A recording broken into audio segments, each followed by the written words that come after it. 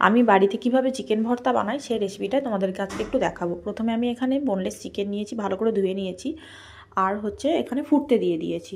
একটু সেদ্ধ করে নেবো 5 মিনিট মতন, তারপরে সেদ্ধ করা জলটাও রেখে দেবো আর চিকেনগুলোকে এইভাবে ছাড়িয়ে নেব। ছাড়িয়ে নেওয়ার পর কড়াই আমি রিফাইন্ড অয়েল গরম হতে দিয়েছি, তার মধ্যে দেবো দুটো বড় সাইজের পেঁয়াজ বাটা। তো পেঁয়াজটাকে দিয়ে ভালো করে এখানে কষাতে হবে। ভালো করে কষিয়ে নেওয়ার পরে এর মধ্যে দেবো রসুন বাটা এবং আদা বাটা। রসুন আদা দেওয়ার পর ভালো করে কষিয়ে নিতে হবে, বেশ কিছুক্ষণ সময় নিয়ে মিডিয়াম ফ্লেমে কিন্তু কষাতে হবে। তারপর যখন মোটামুটি কাঁচা গন্ধটা চলে যাবে তখন এর মধ্যে দেব একটা টমেটো বাটা। টমেটোর বাটাটা দিয়েও আবার ভালো করে কিন্তু কষাতে হবে, বেশ 1 মিনিট সময় নিয়ে কষাতে হবে। তো টমেটো বাটা দেওয়ার পর ওর কাঁচা গন্ধ চলে গেলে এর মধ্যে হচ্ছে আমি দেব লঙ্কার গুঁড়ো, হলুদ গুঁড়ো আর জিরে ধনে গুঁড়ো। জিরে ধনে গুঁড়োটা রোস্টেড দিলে ভালো হয়, একটু হালকা রোস্ট করে নিয়ে। তারপর আবারও মশলাগুলোকে দিয়ে ভালো করে মিশিয়ে নেব।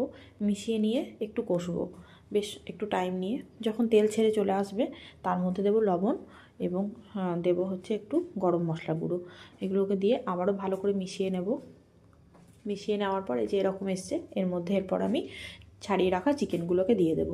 ছাড়িয়ে রাখা চিকেনগুলোকে দেওয়ার পর ভালো করে মিশিয়ে নেব মশলার সাথে এবং বেশিক্ষণ কিছুক্ষণ ধরে কষবো। যেহেতু আমার চিকেনটা 80% সেদ্ধ হয়েই আছে, তাহলে আমাকে প্রচুর সময় লাগবে না।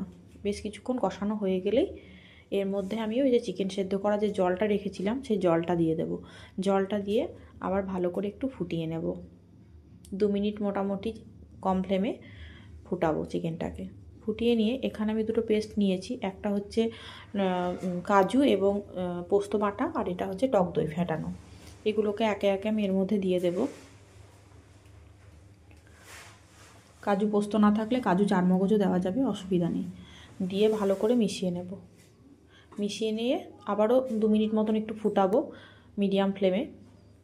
পুরো রান্নাটাই মিডিয়াম ফ্লেমে হবে। তো ফুটিয়ে নেওয়ার পর মিশিয়ে নেওয়ার পর এর মধ্যে হচ্ছে আমি দেব ফ্রেশ ক্রিম। তো ফ্রেশ ক্রিম না থাকলে দুধের সর থাকলেও সেটাকে ভালো করে ফেটিয়ে নিয়েও দেওয়া যাবে। আর রোস্টেড কাসুরি মেথি দেব। এগুলো দেওয়ার পর আবারও ভালো করে মিশিয়ে নেব। ভালো করে মিশিয়ে নেওয়ার পর দুটো হার্ড বয়েল করা ডিম এইভাবে ছোট ছোট করে কেটে নিয়ে এর মধ্যে দিয়ে দেব। তারপর ডিমগুলোকেও ভালো করে মিশিয়ে নেব। আমার রান্না কিন্তু অলমোস্ট শেষের দিকে। এরপরে এই বাটার দিয়ে ভালো করে মিশিয়ে নিয়ে নামিয়ে নিলেই কিন্তু গরম গরম চিকেন ভর্তা রেডি। তো আমার এই রেসিপিটা তোমাদের কেমন লাগলো জানাবে। রুটি, নান, পরোটা সব কিছুর সাথেই খুব ভালো লাগে। যদি আমার এই ভিডিওটা ভালো লাগে তাহলে অবশ্যই একটা লাইক, কমেন্ট, শেয়ার করে দেবে। Thank you.